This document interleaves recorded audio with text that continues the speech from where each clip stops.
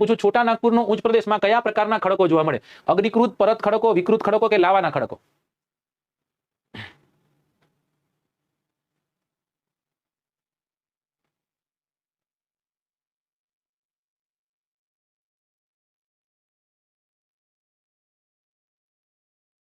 ચલો લાવાના ખડકો તરફ લોકો જાય છે. અગ્નિકૃત ખડક સાચો જવાબ છે. કયો ખડક? અગ્નિકૃત ખડક. હવે સમજો તમને કઈ રીતના છે ને શું છે તમને સમજાવું. નોર્મલી જ્યારે જ્વાળામુખીનું પ્રસ્ફોટન થતું હોય ને તો બે પ્રકારના લાવા હોય. એક લાવાને આપણે કહીએ છીએ બેઝિક લાવા અને એક લાવાને આપણે કહીએ છીએ એસિડિક લાવા. બરાબર? બેઝિક લાવા હોય ને એ બેઝિક લાવામાં સિલિકા એટલે કે રેતીનું પ્રમાણ છે ને એ કેવું હોય? ઓછું હોય.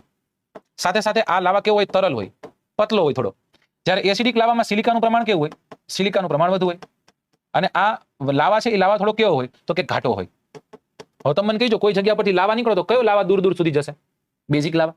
અને એટલા જ માટે આ દૂર સુધી જો અહીંયા આવી રીતના થયું, પછી પાછો બીજો લાવા નીકળો એ દૂર સુધી ફેલાણો, આ લાવા નીકળો એ દૂર સુધી ફેલાણો. નોર્મલી ઉચ્ચ પ્રદેશોનું નિર્માણ આવી રીતના થતું હોય છે. રાઈટ? અલગ અલગ શું બનતી હોય? અલગ અલગ એક શું કહેશું આપણે એને?